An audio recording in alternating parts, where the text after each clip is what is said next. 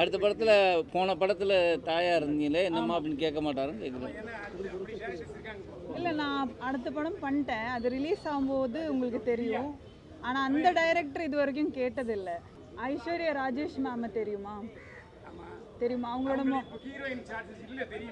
அவங்களோட முதல் படம் அவங்க எதில் பண்ணாங்க தெரியுமா? தெரியுமா? இல்லை இல்லை, ஒரு நிமிஷம் அண்ணே, நான் பேசவா? நீங்கள் பேசுங்க ஃபர்ஸ்ட்டு. இல்லை, நீங்கள் பேசுங்க. நான் பேசவா? சொல்லுங்க. இல்லைண்ணே, என்னன்னா இது இங்க இருக்கிற நீங்க வச்ச ஒரு ஸ்டீரியோ டைப் தான் எனக்கு தெரியுது.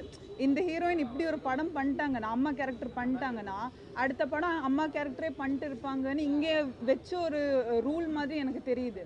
ஆனால் அது ரூல் உடைக்கிறதுக்கு அந்த ரூல் உடைக்கிறதுக்கு சினிமா யாராவது, எல்லாரும் தானே, ஸோ அந்த ரூல் உடைக்கிறதுக்கு யாராவது வரணும்ல, அதில் ஒரு ஆள் நான் தான்.